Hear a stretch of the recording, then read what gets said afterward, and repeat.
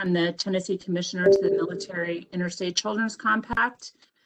This is my third term. I was, my most recent term was by Governor Bill. So I'm calling to order now, Nathan, if you'd like to go ahead and run through the roll call. Be happy to.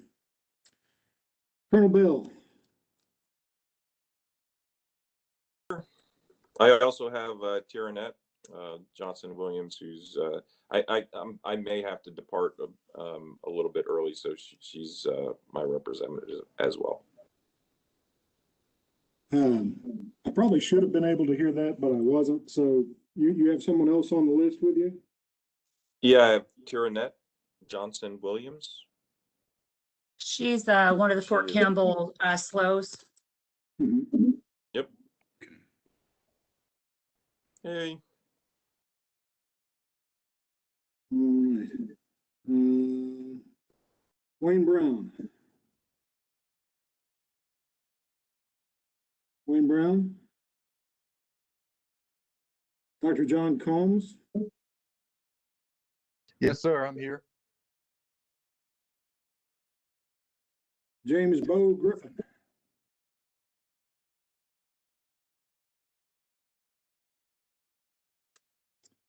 Dr. Ted Horrell, joining us from the road, isn't he? I am here. I'm present. Millard House. Millard House. Chief Lance Jenkins. Chief Warrant Officer 4. Dr. LaDonna Killen McFall. I'm here. Deborah Muniz. I'm here. Captain Ross. I'm here. Lee Smith. Lee Smith from Arnold Air Force Base. General Baker. Yes, sir. I'm here. Bernard Childress. CSSAA. And Madam Chairman McLaughlin, you are here. You have a quorum. Thank you. Did you call Jeff Mayo?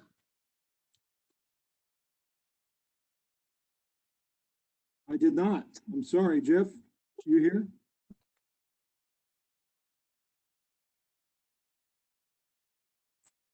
Okay. Thank you, Nathan. Elizabeth, would you please go ahead and advance us to slide 6?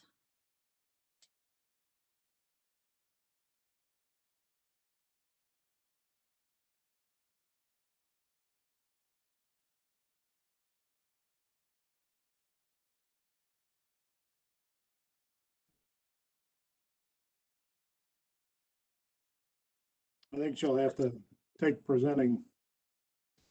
Give her the power back, please. It's loading right now. Okay, we're gonna blame it on Nathan. I'm okay with that.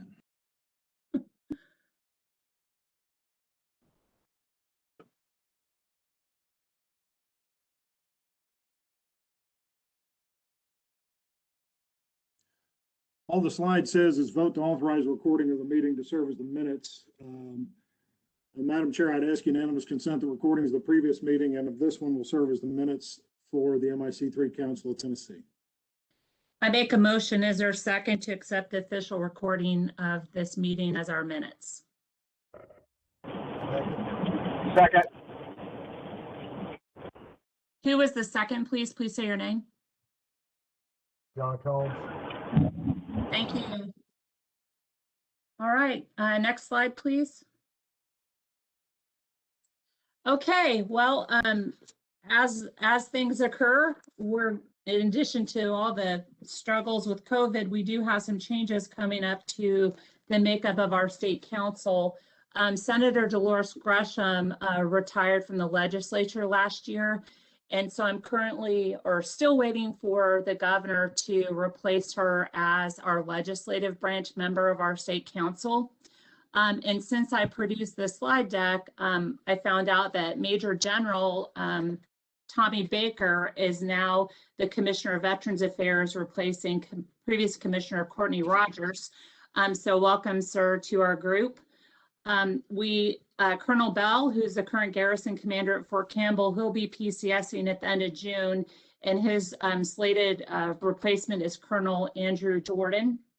I'm not sure, Colonel Jordan, did you join us today?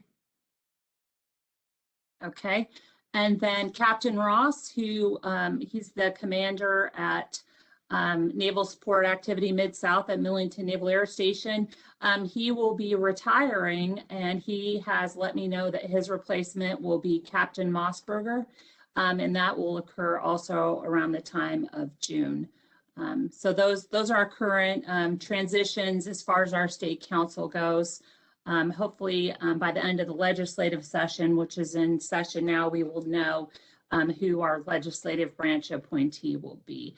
And much appreciation to Colonel Bell and Captain Ross for putting me in touch with your replacements. It makes things run a lot smoother when we can brief ahead who our military members are. Madam Chairman? Yes. I just have some thoughts in terms of the legislative member. Dolores, in addition to being now a retired senator, she was a retired Marine Corps Lieutenant Colonel. And we have on the Senate Education Committee, John Lumberg, who's a senator from Upper East Tennessee, and he's a retired Navy captain. And so with your permission, I'd like to chat it over with him and the Senate Ed chair and the governor's people, but I think he'd make a good addition to it because this is the life he lived, you know. Thanks for the suggestion, Nathan. So if he is interested and you have confirmation, would you please reach out to the governor's staff that does committee appointments to communicate that information to them? Sure. Thank you. All right, next slide, please. Okay, we'll go around the board. Actually, I'm not sure if any of our 4 new council members are present, but I'll call on you one by one to see if you are. But if you would just please give a brief description or biography of yourself. Since we have new people and transitioning members, it would be good for everybody to know a little bit about each of us. Wayne, are you on now? Okay, Wayne joined us last year as we were looking to add more people to our state council that would mutually benefit from a partnership with the compact. Wayne joined us as a representative from the Tennessee Parent Teacher Association. The benefit of this is helping us push information about the compact out to parents and teachers who are members of his organization. Chief Jenkins, are you with us? Okay, we added Chief Jenkins as a member of the Guard and Reserve component. He brings information as to, of course, what issues affect military children on the Reserve and Guard side. Jeff Mayo, did you join us? Okay, Jeff came to us as the Director of Schools from Arlington, and previously Tammy Mason was in that role, and so he agreed to step up and continue to represent Arlington Community Schools on our state council. Arlington is one of the many school districts that serves students and children of Millington Naval Air Station. Lee Smith, did you join us? Okay, Mr. Smith is our Arnold Air Force Base representative. It's the first time we've had consistent representation from Arnold, which is good. Okay, so we'll just go through the rest of us. So I already introduced myself. I'm Deanna McLaughlin. I'm the chairman of the Military Interstate Children's Compact, governor appointed. I ended up in this role originally under Governor Haslam, as I was a military spouse and military mom, and pretty active in the Fort Campbell community. This is a strictly volunteer role for me, and I do it because I would like to say that I successfully raised a military kid, so I'm coming from that experience. Bernard, did you join us? Okay, Nathan, your turn. Sure. I'm Nathan James. I'm the Director of Legislative and External Affairs for the State Board of Education. The State Board of Education is a very small agency. I mean, 14 employees. It's we've got one board member representing each congressional district, and it is an independent board that has authority over rulemaking for all things K through 12. In other words, the legislature passes the law and gives it to the board to figure out what rules govern that. Mostly my background has been in lawmaking, worked for Congress, have been advisor to a governor, done a few things there. And the only sort of military service I have was I did 15 years with the Tennessee State Guard because that was a way I could serve. One thing I'll say is, having been around in the Senate when this legislation was passed, the work done here is done by some unsung heroes. I just want to thank each of you for your willingness to serve. The State Board is privileged to serve as a facilitator for this council. Thank you, Nathan. Elizabeth, could you please advance us to slide 8? My apologies.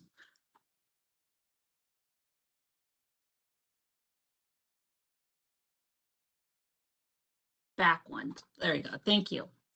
All right, Colonel Bell. Yeah, so morning, everybody. I'm Colonel Bell. Let me start my video. So I'm the garrison commander for Fort Campbell, and certainly happy to support this effort.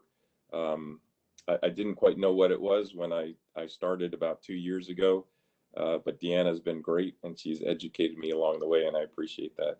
I actually give up command this summer, June 28th, but the incoming is Colonel Andy Jordan, and he has previous garrison command experience. So you'll be in good hands. And that's it for me. Thank you. Dr. Combs? Yes, ma'am. Hello, everyone. I'm John Combs. I'm the superintendent in Tipton County. We're right down the road from Millington, so we have quite a few military students here in our school system. We're the 16th largest school system in the state out of 147 in a big rural spread out system. So I've been here, I'm in my 28th year, Tipton County school system. I was an English teacher, principal, and in my 3rd year as the superintendent. Happy to be here and see everyone. Thank you. Bo Griffin, were you able to join us? Yes, ma'am. I just got off the road from Nashville, so absolutely. My name is Bo Griffin. I'm the superintendent for the Millington Municipal Schools. The name of the base comes from our city, so but very happy to be here. I can tell you, Miss Deanna, that Mr. Bernard, I sent him the link. He was having trouble getting on, so he'll be on in just a second or two. But very excited to be here. I grew up military town, so I just thought that's what schools were supposed to do, is take care of their military kids and so forth and so on. So we're very honored and very privileged to receive the Purple Star Award last year. But anything we can do to help our kids be successful in and outside the classroom, that's what we're here for. So thank you. Great, thank you. Dr. Horrell?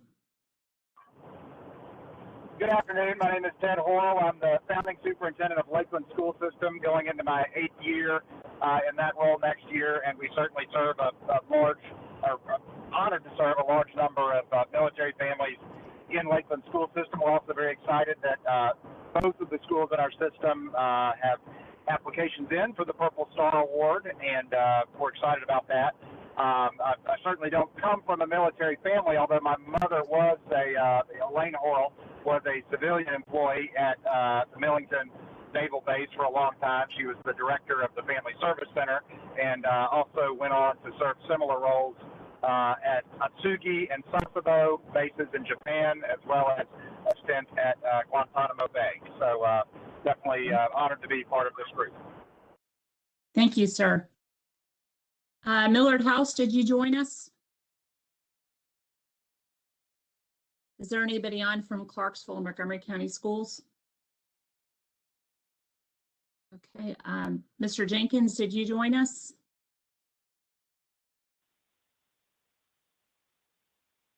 Dr. McFall? Good afternoon, LaDonna McFall. I am in East Tennessee now in Roane County. When I came on with the group, I was in Coffee County in Middle Tennessee, where Arnold's Air Force Base is, and I was happy to continue serving in East Tennessee. 9 years superintendent, and happy to be with you guys today. Thank you. Deb Muniz, the Queen of Purple Star School Awards herself. Hi, I am a retired educator of 37 years, all across the state of Ohio. And then when we retired, moved down to just above Chattanooga. And thanks to the person in Ohio that was the MIC commissioner, knowing Deanna pretty well, I got in connection with Deanna and was able to join this team as I had worked with the other commissioner. And yes, I love Purple Star and everything it means to families and schools. So yeah, I get a little wound up about it, as most people know by this point. So Thank you, Deb. Captain Ross? Hey, good afternoon, everyone. It's been a pleasure working here on this board with you guys. I can't say I'm looking forward to leaving, but I think we all have to retire sooner or later. My release, Mike Mossberry, is returning to the area. He was here about 6 years ago at Recruiting Command. And on a side note, Dr. Harold, I served with your mother in Guantanamo Bay. I just thought that was interesting. That's all I have, guys. Thank you, sir. Major General Tommy Baker?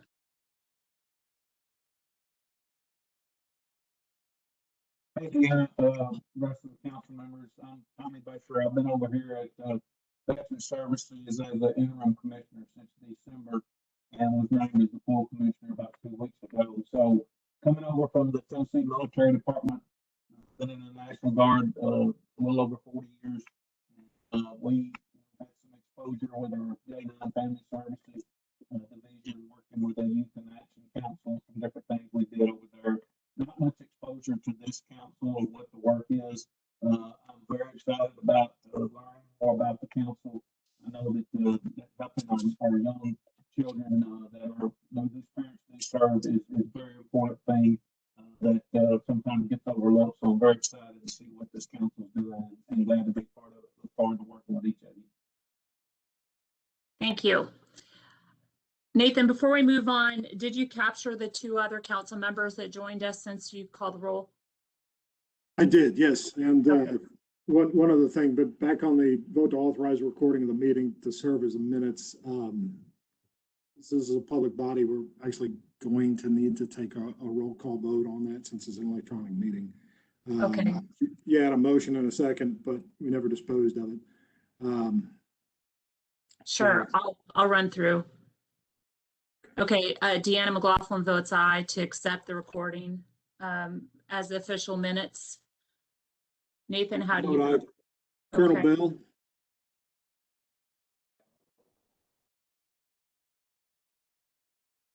He may have Colonel jumped Bell. off. Here, I said aye. Can you Okay. hear me? Dr. Combs, Okay. Aye. Director Griffin,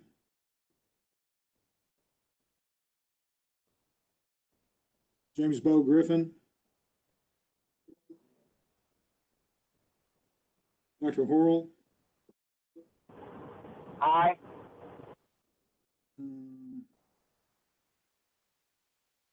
Donna McFall, Aye. Deb Muniz, aye. Captain Ross, Aye. General Baker.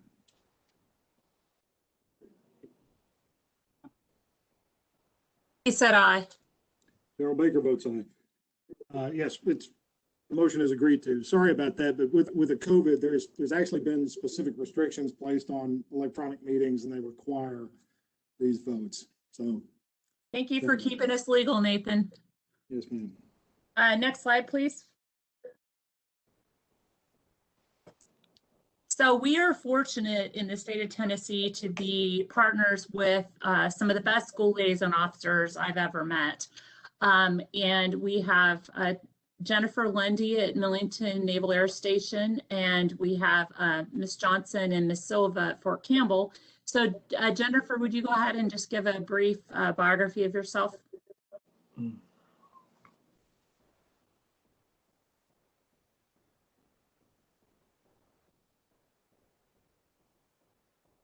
Jennifer?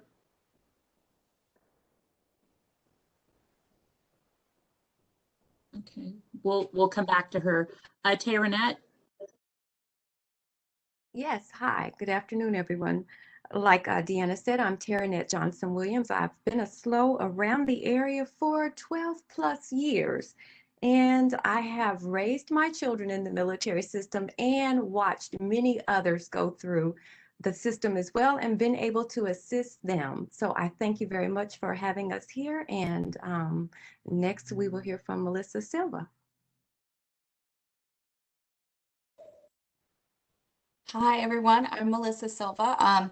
I've been a school liaison for 2 years now, but I have been an educator for 10 years and working for MWR Fort Campbell for a total of 5 years. I am a military spouse and have a first grader who is a absolute military brat, and I love being able to support our families and making sure that they have that peace of mind that we're able to provide them so that they can transition anywhere in the world and be taken care of. So thank you so much for having me, and I look forward to this. Thank you. Jennifer, are you able to speak? Okay. Jennifer has been the SLO at Millington, I want to say, for about 6 years, which is good because prior to that, there seemed to be a regular turnover. And I know that it's beneficial to an installation to have somebody that really knows the installation. And like I said, we're very fortunate to have the SLOs that we do at Fort Campbell and Millington. A lot of times compact related issues are solved by them before they even have to come to myself or Deb Muniz. Next slide, please. Do we have anybody joining us from the National MIC3 office? Do we have any other guests? Hey, Bernard, do you want to introduce yourself? I've been told that you're on now.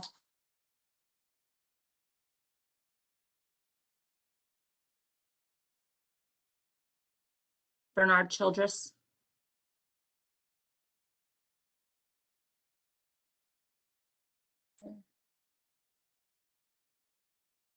All right, next slide, please. So for those of you that are new and for those of you who are not, this is what our purpose is under the compact language. And the compact has been adopted by all 50 states in the District of Columbia, which makes things a lot easier than it was when I was first put in this position. Now we have some continuity for military kids. We're all on the same rule book, and we know who to reach out to in other states as we have issues that occur with transitioning children in and out of the state of Tennessee. Next slide, please. Okay, according to our bylaws, each year we have to elect the officers of our state council. Myself, Bernard, and Nathan are all willing to continue in this role. But we will take nominations from the floor if anyone is interested in serving in this capacity. I, Deanna McLaughlin, am the chairman under the bylaws, which also shows that the compact commissioner is the chairman. Bernard, who is the director of the Tennessee Secondary School Athletic Association, or TSSAA, has served as our vice chairman, I believe, for 2 years. And if you can imagine COVID being an issue in the schools this past year, the State School Athletic Association has had its own hurdles, as some schools got to have sports and others didn't. But Bernard is willing to continue in this role. Are there any nominations from the floor or the attendees for the position of State Council Vice Chairman? Yeah, this is LaDonna McFall. I make a motion that we keep this slate of officers for the coming year. Thank you, Dr. McFall. Is there a second? Ms. McGraw. This is Colonel Bell, second. I second. I move by acclamation for all these officers, if we can, please. Thank you. Nathan, would you do a roll call vote? Yes, ma'am. General Baker. An aye vote is for the current slate of officers. General Baker. Captain Ross. Aye. Deb Muniz. Aye. Dr. McFall. Aye. Let's see, Jeff Mayo, Chief Lance, Millard House, Dr. Horrell. Aye. Director Griffin. Aye. Dr. Combs. Aye. Colonel Bell. Aye. I vote aye. Mr. Childress.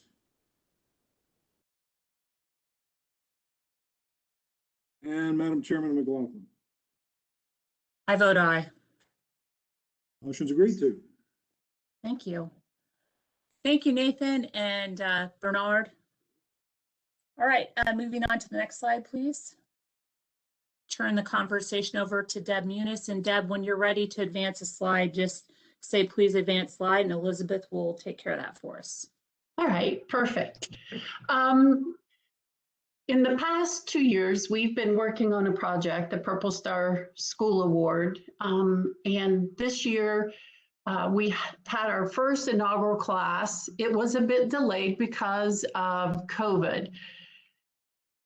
The real purpose of the Purple Star is there's a couple aspects. One is we want to recognize schools that are doing things that serve military children and their families. And these are things helping records come in and be used efficiently, helping families figure out what forms they need. It's just a vast variety of items. And when we received 6 applications, I think Deanna and I were thrilled to have those 6 schools apply. Some of the other aspects of the Purple Star that may not be as obvious, and when Purple Star started several years ago in Ohio, what we found when we talked to families was that they didn't know about the MIC3. Some of the schools that were actually highly involved with military children, not all their staff knew about MIC3. So what we wanted to do as we developed the Purple Star was to make sure that schools and families knew that MIC3 existed and that there were protections for families under the compact. So as nice as it is to give the award and see what schools are doing, it's also nice to know that there are some of those less obvious things, like they have someone in their building who is taken a training specifically on the compact, and they know the guidelines, the rules that are there. So when you think about the Purple Star, think about, we're congratulating these schools for the things that they're doing, but that underlying piece of spreading the knowledge of the compact is also kind of inherent in what these schools have to do to achieve the Purple Star. So this past year, Deanna and I, we visited each one of these schools, and it was an awesome tour. I have to tell you, being in a school is always thrilling, but to see the passion that these schools have for serving military children was awesome. So Deanna, being the great photographer or photographer that she is, took some pictures. So Elizabeth, if you would move us to the next slide, there's some pictures here. And you can see our great group at Millington. It was a phenomenal day. So I can't say any more than that. Next slide.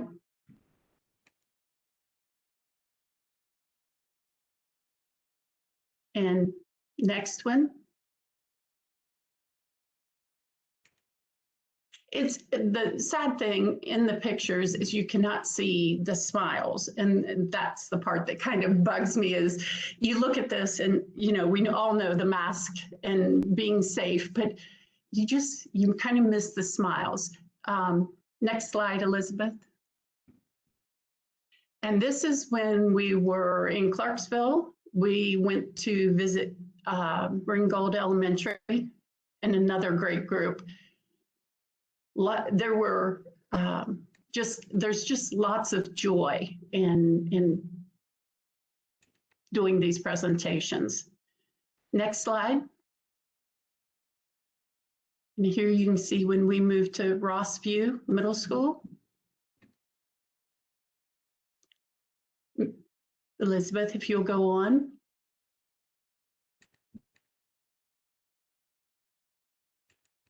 It is just so much fun. I'm hoping there comes a time when we can have our commission kind of show up in mass. I think that just says something for the passion people have. Elizabeth, go on. And this one is near and dear to my heart because this is down the road from me.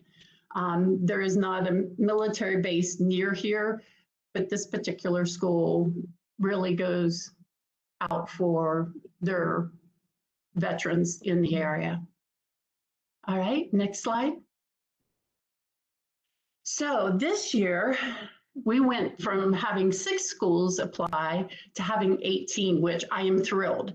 I mean, just totally thrilled that the number of schools that took the time when everything else is crazy in the world to apply for this award. And you can see that we have Blount County schools, we have Clarksville, Montgomery County, and you can see they submitted multiple applications. So that says a lot that they bring that many to the table. So I was thrilled. Elizabeth, if you'll, then when I look at this slide and the schools that we have, and not all are directly tied, but it's a great group of schools. They did a lot of work. We were up till the applications the deadline was April 1st, and some of these schools, we were still working a little bit over into the 2nd, trying to get the applications just right and all the evidence and all the pieces together. So anytime you see one of these staff from one of these schools, you can be sure to tell them thank you for all their hard work, because they did. They worked very hard to get applications that met the criteria. All right, Elizabeth, next slide. So do you have any questions about the nominees? I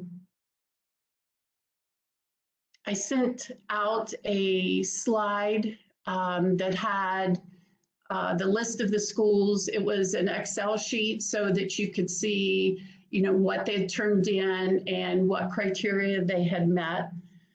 Some of them you will see that on the document that went out, there were also items on there that some of them I just put yes, and that was because when I first started, I would list the criteria and then I took them off. And then it got to a point where I just listed the criteria. And when I sent it to Deanna, I forgot that I hadn't taken off some of those pieces and just put yes. All right, if there are no questions, Deanna, do you think we can move to vote to move these 18 as our second class? Yes, but before that, I want to just let everybody know how much time and effort Deb Muniz puts into this. She's also an uncompensated volunteer. She's retired and she has dedicated a good part of her retirement time to the compact and also launching and facilitating the Purple Star School Award program. Without her, we wouldn't have this program in the state of Tennessee. And I just wanted to make sure I acknowledge that and let you all know before we move forward. I'll go ahead. I'd like to make a motion that we accept all 18 schools as the next class for the Tennessee Purple Star School Award. Is there a second? Second. Was that you, Nathan? Yes. Okay, thank you. Nathan, would you please do a roll call vote? Sure. General Baker. Aye. Captain Ross. Aye. Deb Muniz. Aye. Dr. McFall. Aye. Dr. Horrell. Aye. Director Griffin. Aye, and also Mr. Bernard Childers votes aye. All right. Dr. Combs. Aye. Colonel Bell. Aye. I vote aye. Bernard Childress votes aye. Deanna votes aye. Motion's agreed to. Excellent. Thank you all. Deb? All right, so then this will be our second class, 18, which I'm thrilled. So as this door closes and we start looking at the next class, because I don't like to leave too much time and get lazy in there. So the next things we will have to do is I'll send out an email to each of the schools probably today or tomorrow and let them know that they will be receiving the award and send them there's several items that we send them. One of them is a press release so that they can put that out into their community and show what they're doing. I think that allows families to know that this school is being recognized for that. And some of the communities that these schools set in, I think that's important for the families as well. And then I will also start looking at times that they would like for us to come and present the award. So that I think that's almost a selfish thing because I love being there and being able to, tell them you're doing a great job. There's so much being said about schools. I like this time where we can actually step up and say, you're doing a great job at this and your application shows what you're doing. So, and then I guess the next step will be also starting looking at next year, getting information out. I do tend to take the announcement that we send to the schools and do a bit more of a general announcement and send it to other newspapers and TV stations, whatever, to see if they'll pick it up and we can spread the word. It's kind of, I have a husband who's a marketing person or was before he retired. And so I guess that part of me, he's taught me well. So those will be our next steps. And I think that's it. Elizabeth, I think we're ready to move on. So I kind of jumped ahead. I get in my own head. But yes, we will be notifying everybody and sending out press release. Now, the one thing that's different this year than last year we had banners and those were donated by MCEC. And so this year, actually, the Tennessee State Board of Education, and thank you, Nathan, for the work that you did coordinating that and getting it in place. That's awesome to be able to have that kind of support and know that we'll be able to give banners this year. So thank you.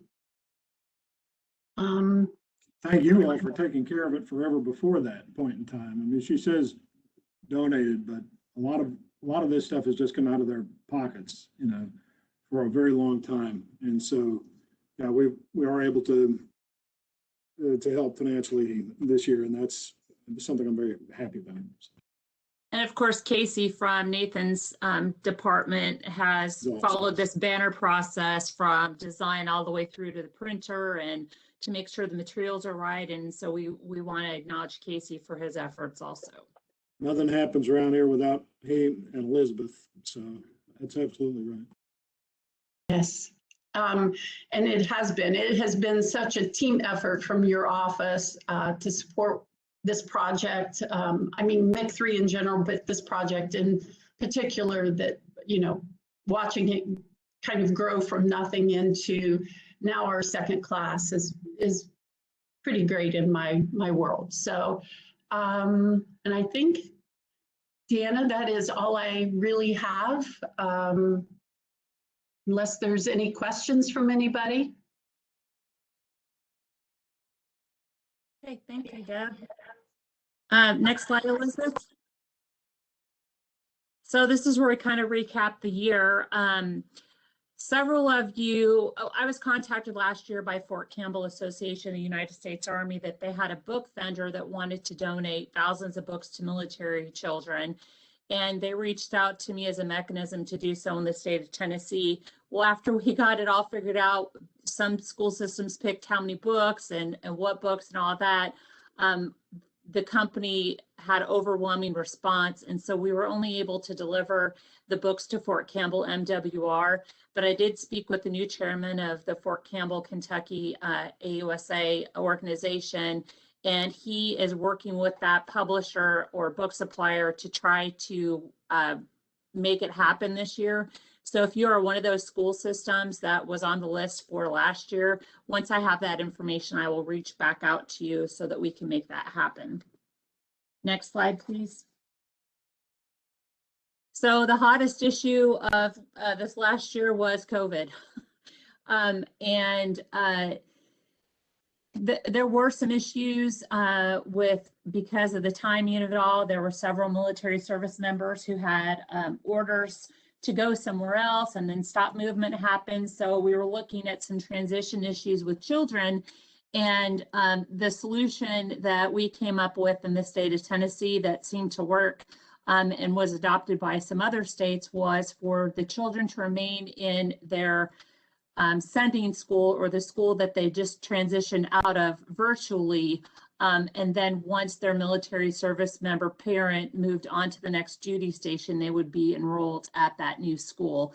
So we had children who were unenrolled in their Tennessee school that had to be re-enrolled because of COVID.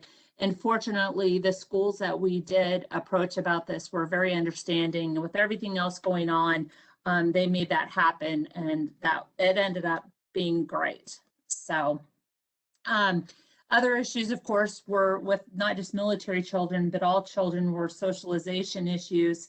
And so throughout the year, I have posted resources for military families and their children on our Tennessee MIC3 Facebook page. A lot of the resources I had shared from the Military Child Education Coalition. They run regular webinars on different topics that affect military children and families. And so when I receive that information, I try to post it there for family members to access.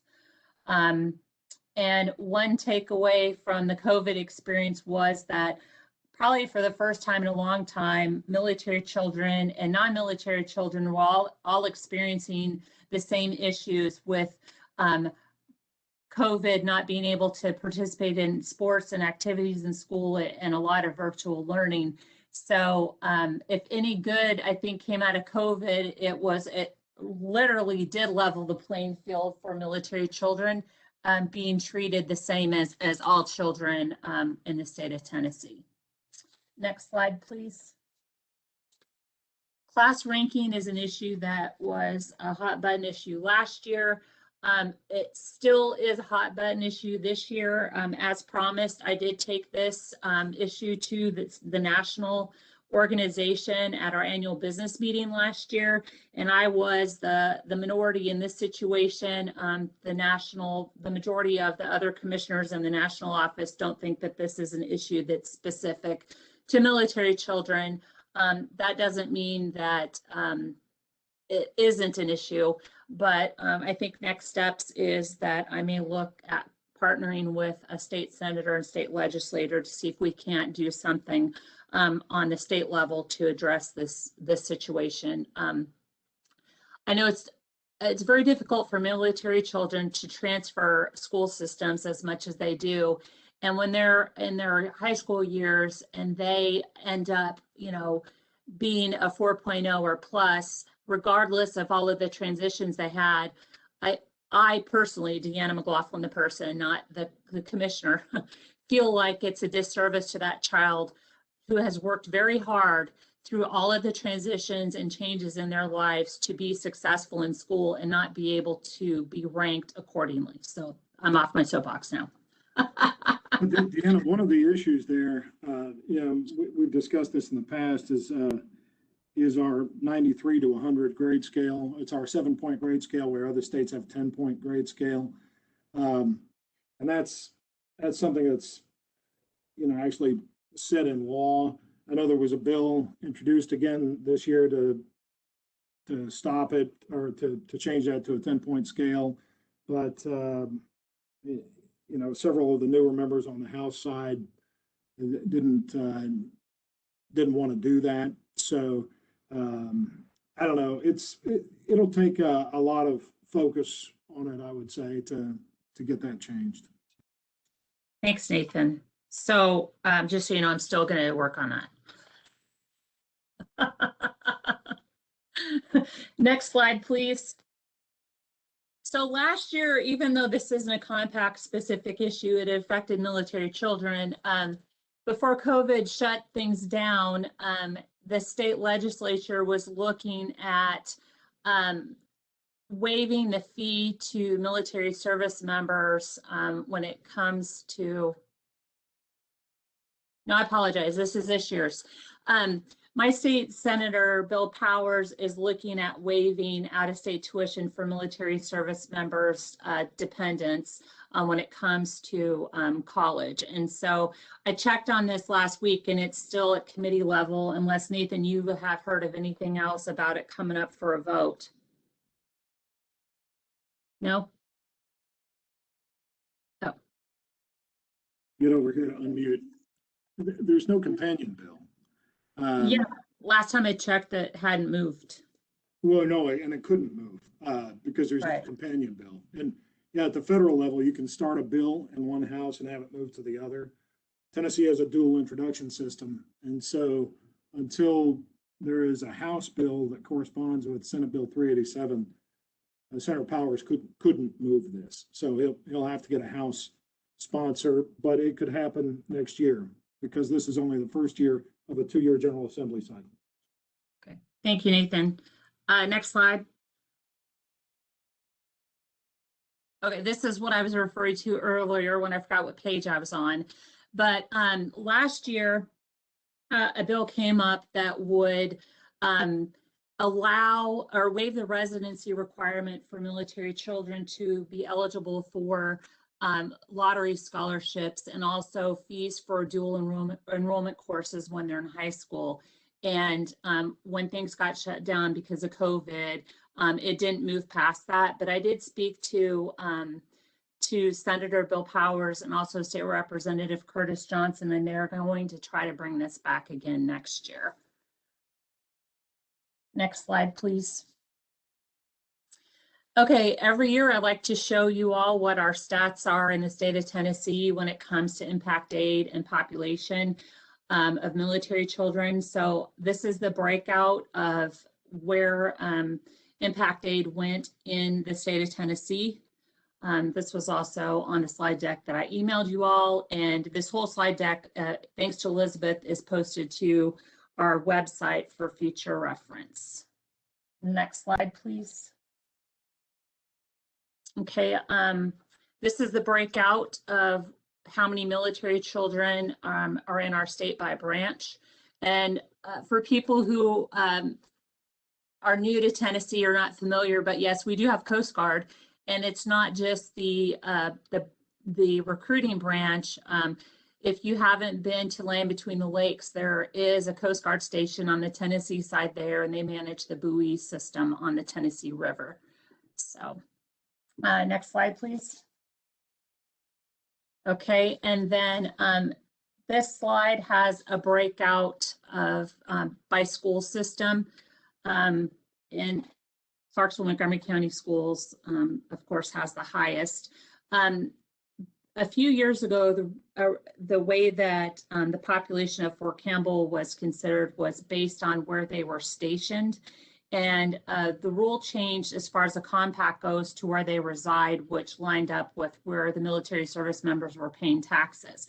So that population had shifted to the Tennessee side, which I'm proud that we have Fort Campbell as part of our organization, as my husband served there for 17 years, and this is our community here. Next slide, please. Okay. So I sent out a lot of information about this meeting to try to give you all read ahead, but for a couple of years, there's been a discussion with the National Military Interstate Children's Compact about including National Guard and Reserve children under the compact rules. Next slide, please. So the national organization formed a task force of commissioners who would study this project, and they have tasked us, the state commissioners, with providing some information and also discussing the possibility of including Guard and Reserve children under the compact rules. Next slide, please. So what we're supposed to do is take a temperature, I guess, of how you all feel, and then I need to provide a report of our outcome to the national office, and it will be discussed at the annual business meeting of state compact commissioners in the first week in November in Little Rock, Arkansas, which I've never been there before. I hope it's a nice trip. We met virtually last year. Technology problems. Next slide, please. Okay, so currently, this is what children are covered under the compact. So children of active duty members of uniformed services, including National Guard and Reserve children whose parents are on Title 10, which is the active duty orders, members or veterans who are medically discharged or retired for 1 year, children of military service members who passed away on active duty for a year after the death, and then also children of uniform members of the Commissioned Corps of NOAA and the United States Public Health Services. Next slide, please. Okay, who are not covered currently are inactive members of the National Guard and Reserve. So that would be the members who are not on active duty orders. Members who are now retired but not covered under the previous list, which means that they have been retired more than a year. Veterans who are not covered on the previous list, and other Department of Defense personnel, which means active duty civilians or contract employees, and then members of other uniformed services other than NOAA or the United States Public Health Service. Next slide, please. So these are the definitions of the different titles for those that are not military connected of what the Guard and Reserve statuses are. Next slide, please. And so the commission, the discussion on the national level, basically this is kind of a history of what occurred at the compact level. Next slide, please. All right, so at our meeting last year at our annual business meeting was when we were going to have this discussion. And actually, it was on the agenda for us to vote to go ahead and include the National Guard and Reserve children under the compact language.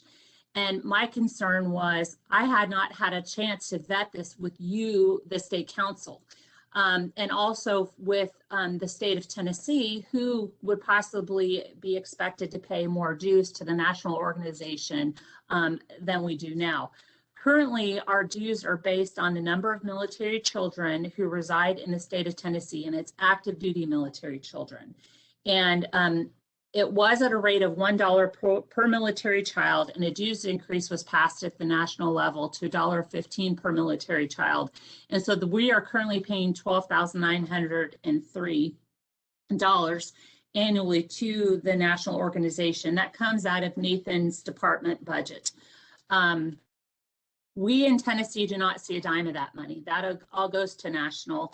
And some of you who were on this organization, are members of our council last year, were copied on some inquiries to the national office about how the dues was being spent. And I have had concerns about that as well. I feel like between the school liaison officers at Fort Campbell and Millington, myself and Deb, we are managing the compact within the state of Tennessee with little outside help, unless it's us seeking assistance from other state commissioners and school liaison officers. Okay. Soapbox again, Nathan, you know I love it. So my concern was I didn't feel like it was proper for all of the commissioners to decide on something that would fiscally impact each state without us properly vetting this. And so our current, like I said, our current dues is almost $13,000, and it will, if we included National Guard and Reserve children, it would more than double. And that was a huge concern for me. Next slide. So the committee, the National Guard Reserve Task Force, which I had said before is made up of commissioners from other states, they had recommended the following: that the rule change cannot be used to change the compact, only the rules. And the reason is that the compact is legislation that has been adopted by all 50 states in Washington, D.C. And the only way that compact language can be changed is if state legislatures decide to change it. And there was some concern of some commissioners that if the compact language was opened back up at the state level, more than just the Guard and Reserve component could be touched, and they were worried about that. The commission can propose amendments to the model compact language, like I said, for the states to look at. States cannot unilaterally amend the model compact language without risk to the compact membership. Some states have already enacted state legislation separate for the compact, specifically Utah. And my colleague from Utah, Ben Rasmussen, has taken some dings over that, but it worked for the state of Utah, and it's within their powers to amend their language if they deem necessary. Next slide, please.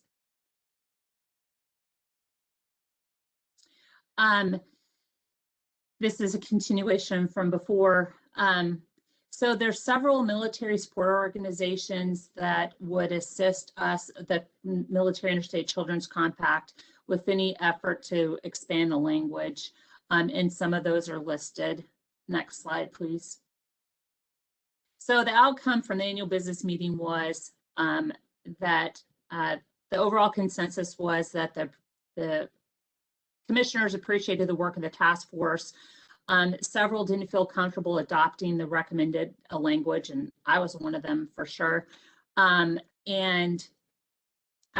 specifically around the dues. And if you want to read further, there's some links there. So then next slide, please. Is that we are supposed to study it on the state level, present it back for future discussion, possibly at our annual business meeting. But you'll be proud to know that your commissioner is the one that got this stopped. So, and you know, those of you know that, you know, it would not have been a responsible decision for us to change this law that would affect 50 state budgets without the states having some say. Next slide, please. So the dues issue would be to cover the reserve component. There's also the opportunity, of course, to amend the compact language. I personally feel that we could include garden reserve children without changing the dues. I don't think it would increase the workload of the national staff. It would, if anything, it would potentially increase the workload of myself and Deb. But we are willing to do that because we signed up to do this to help military children. Deb, I just spoke for you. Hope that was okay. Next slide, please. So to amend the compact language, the pros are it would expand coverage to all National Guard and Reserve dependents beyond Title X, which means it would extend down to Guard and Reserve children whose parents are not on active orders. The cons are the language would need to be adopted by all 50+1 states. And then the additional concerns was, could state legislatures adopt an administrative amendment that clarifies that the compact could be applied to all military children?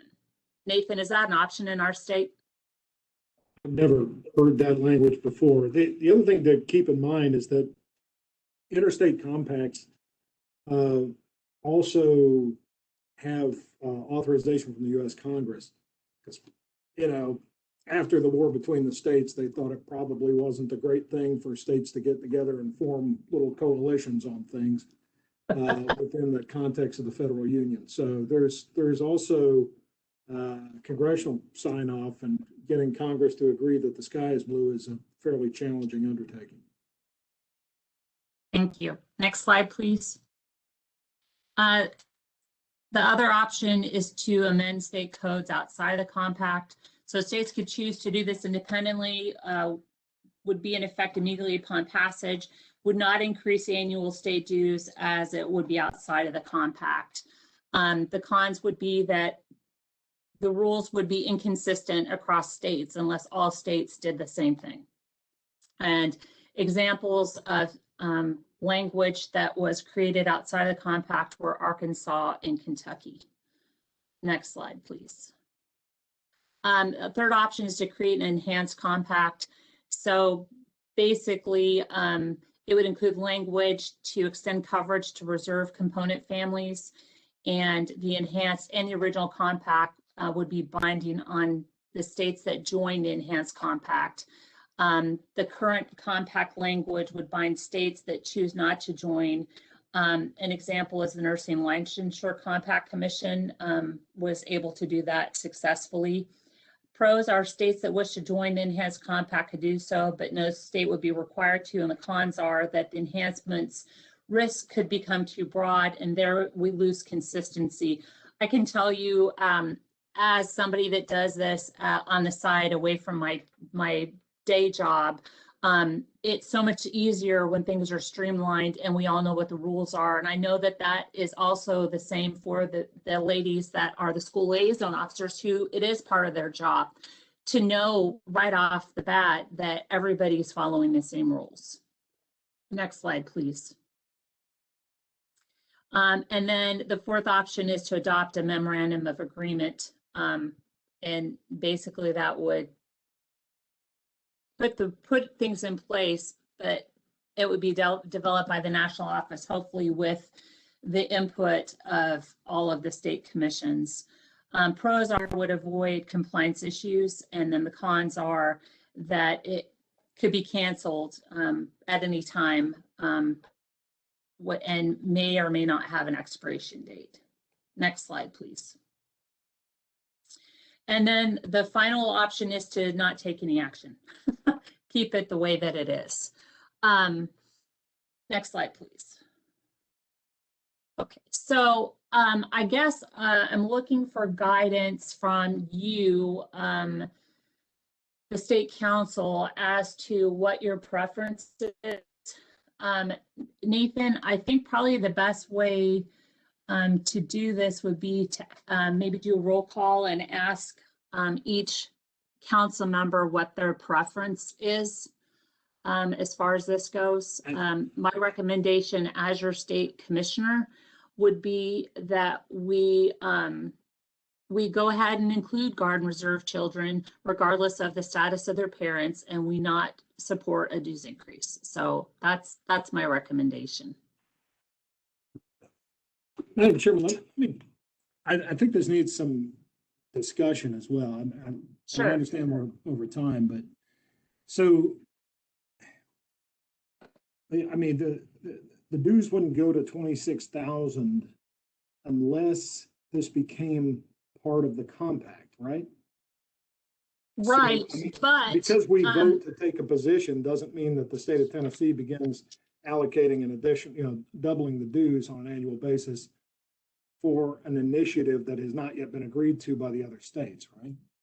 well, no, as you know from before, the Board of Commissioners from all 50 states and DC can vote to change the dues, and without any input from the states. Like, I would make a vote for Tennessee.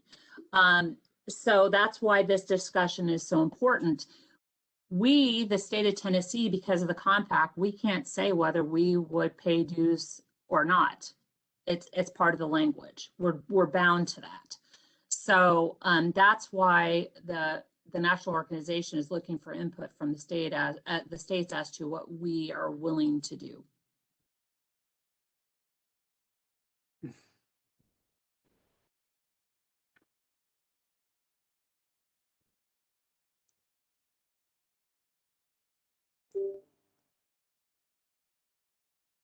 Is there any other discussion on this from anyone else? This is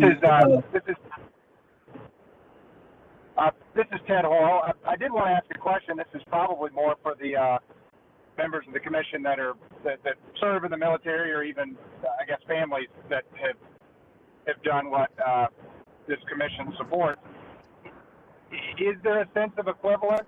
I don't know enough to know for a National Guard family or children of National Guard members. Is it in line with the current mission and the needs? Do we feel like it, or could somebody give guidance on whether that it should be in the same category, I suppose?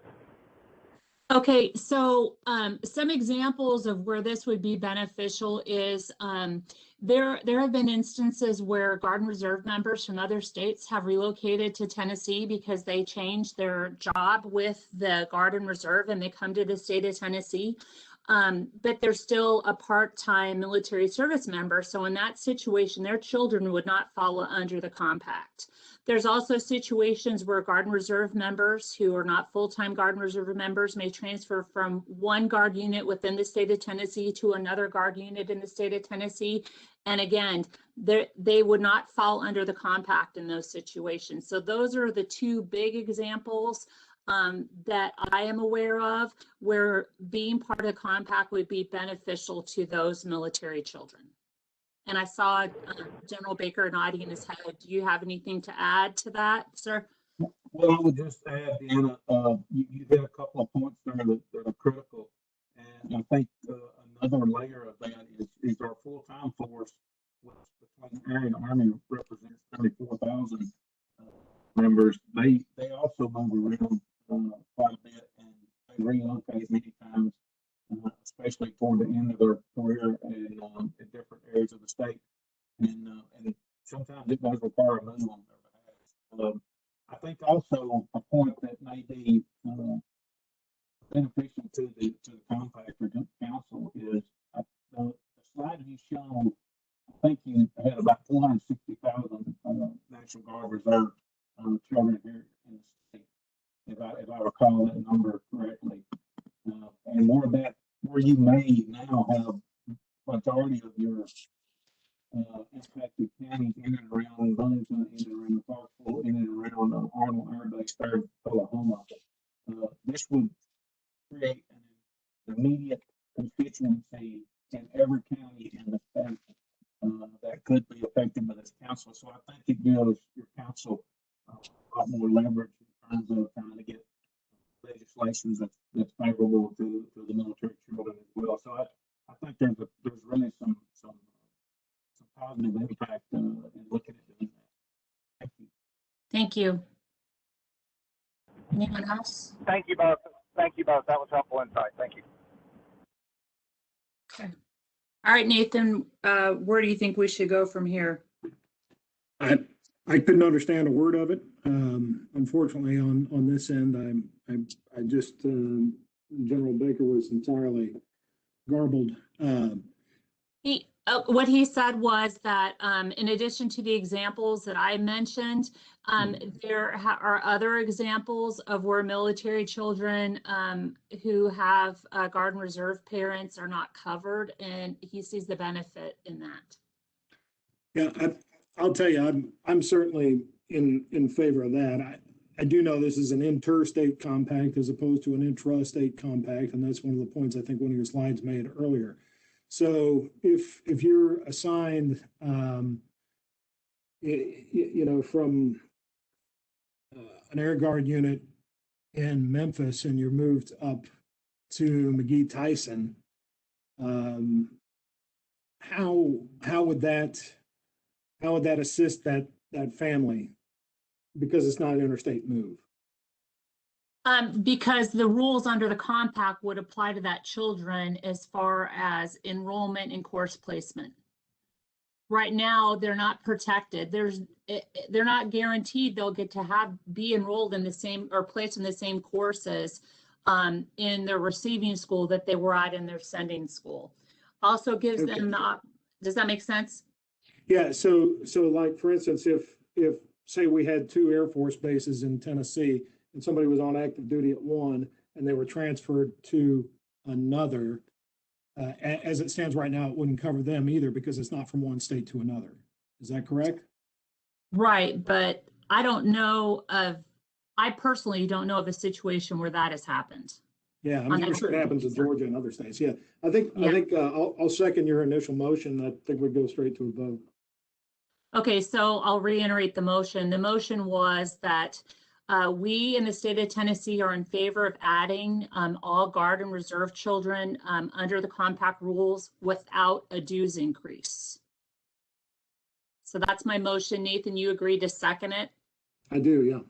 Okay, Nathan, would you please do a roll call vote? So please vote yes or no on this issue. General Baker. Yes. General Baker votes aye. Captain Ross.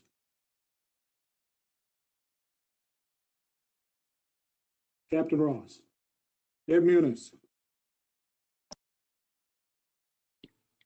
Deb Muniz. Yes.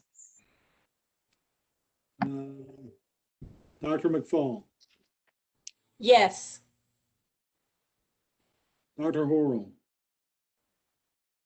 Yes. Director Griffin.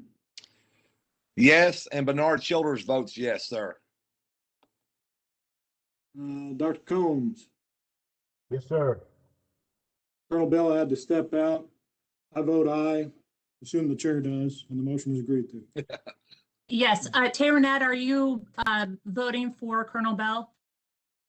Yes, I can vote for Colonel Bell, if you allow me to, if it's okay. Yes, ma'am. Yes, ma'am. Okay, thank you. All right, I will get my report ready to go to national, and when I send it, as I always do, I'll copy you all on it so that you can see what we push forward. It's not due till August, but I don't like to wait to the last minute, so I'll have that out before. Thank you for the lively discussion. And, you know, I appreciate the fact that we're all on the same page, that our job is to support and serve military children. Thank you. All right, Nathan, this is your slide. Yeah, just we can leave it right there, but I want to make sure that all the different members of the council here see where the website is hosted. The Tennessee State Board of Education does play host, and fiscal agent provides support for the MIC3 State Council.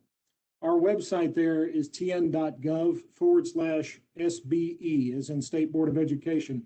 You can easily find the MIC3 website there. You've got links to the Facebook, resources. We've got our previous meetings. All of that is up there. It's a list of members. Items in there about the Purple Star School Award, your contact information. It's all available there. And it helps because occasionally, every once in a while, we have to provide a little air support for our intrepid commissioner when she's or Deb is taking on a school district that may be less than familiar. And then they get the call from the State Board of Education, who encourages their courtesy and assistance. So anyway, this is how you get a hold of us. And you can also keep track of everything going on at the state level in terms of rules and policies and things on with K through 12 education. All right. So basically, Nathan just highlighted that, but in a bigger view, here are some of the contents.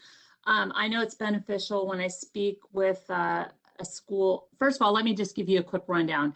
So when I get contacted on a compact issue, 90% of the time it's from a parent. And there are 3 sides to every case. I take down what parent says. I don't take it at face value. I contact the school to find out what their side of the story is, because a lot of times situations like this are similar to raising kids. If mom says no, they're going to ask dad, right? So if the school system says we can't do that, they're going to reach out to myself or Deb, or in some cases, the school liaison officer, to try to get their way. So I capture both sides of the information, then I reach out to a SLO if they were involved, and then figure out where to go from there. So it's plain and simple. We facilitate the compact in the state of Tennessee.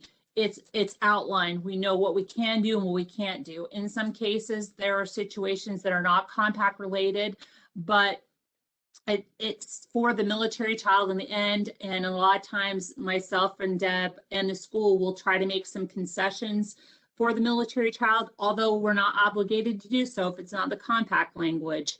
But there have been some instances like that.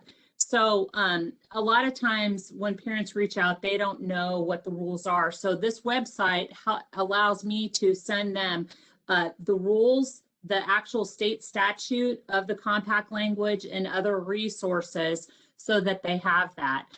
Our job is to educate school systems and organizations within the state of Tennessee on the compact. And on the military side, it's their responsibility to train their military service members. In some cases that happens, and in others it doesn't. I have pushed at the national level that we work with, on the military side, all of the schools and military service members have to go through, if there could just be like a quick 10-minute presentation on the compact, and start training that from the basic training level all the way up, especially when military service members get into some leadership roles, so that those military service members are equipped with that information and start preparing for PCS moves in advance, so they can go ahead and have the compact information ahead of them moving their child to a school system. Okay, I got off topic there. Next slide. Okay, and then here are some quick reference resources, how to prepare for a PCS move, and then resources that are available on the national website. Next slide, please. So it's April, month of the military child. I'm sure you all didn't know that. So I tried to include things that have happened within the state of Tennessee in relation to promoting Month of the Military Child. Governor Lee issued a proclamation in advance of April 1st in his support of Month of the Military Child and declaring April 21st as our Purple Up Day in the state of Tennessee. Next slide, please.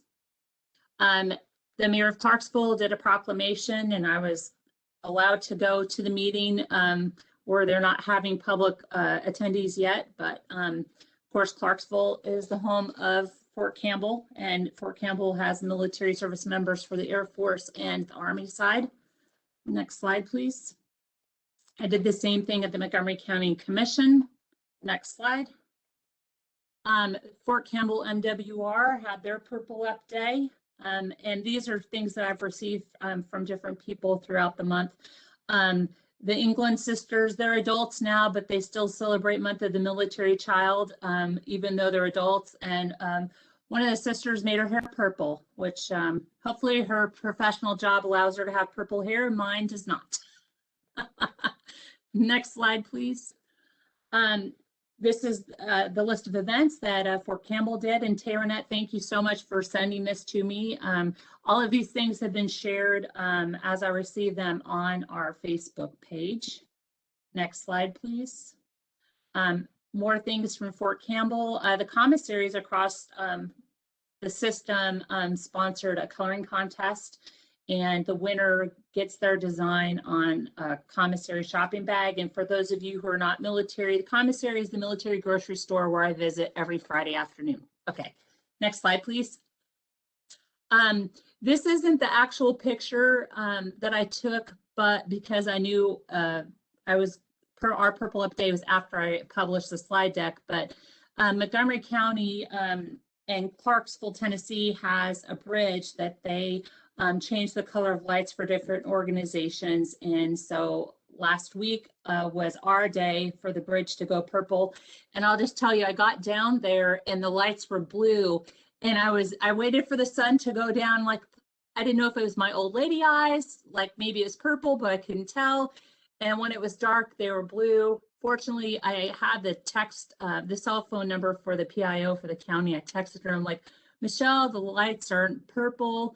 And so she was able to change them remotely so I could do a Facebook Live from the bridge. But that's something that I think is really cool that Clarksville and Montgomery County does. Next slide, please.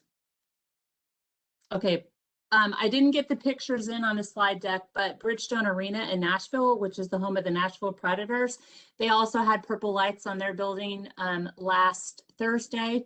And I was able to remotely take pictures from some downtown cameras and posted those to our Facebook page as well. This is where we call for public comments, but I don't believe we had any public join us, but do we have any public comments?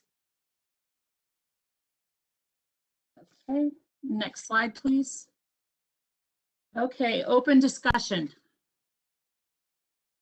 I apologize for the length of this meeting. The National Guard Reserve component discussion was lengthy, but we needed to have it. So I appreciate you all, your patience in that.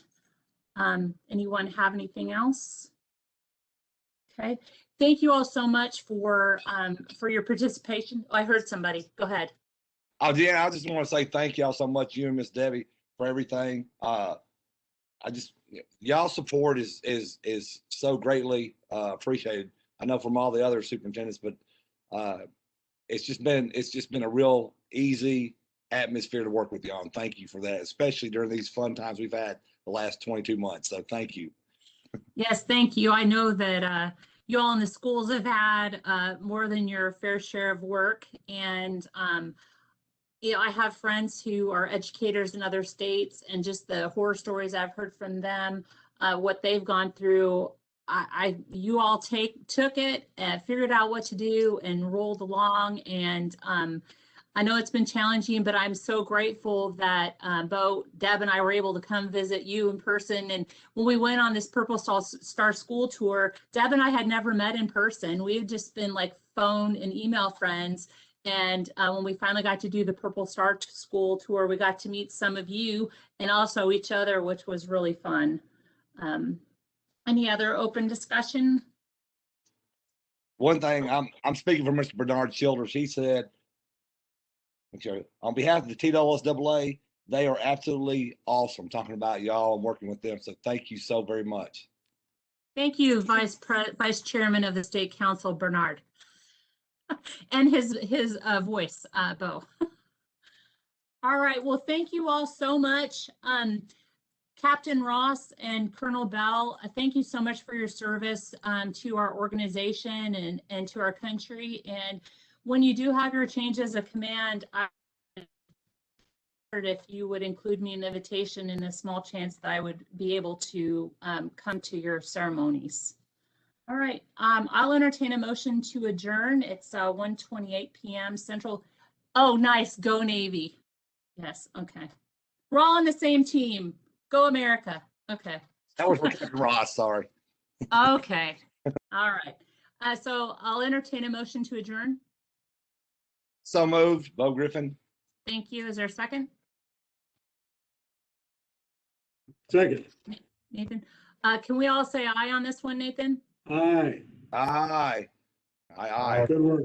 Thank you all. We're officially adjourned at 1:28 p.m. Central Time. Thanks, Nathan. Appreciate y'all. Y'all be well. Thanks, Elizabeth, for all your hard work. Take care. Bye. Guys, be safe. Take care.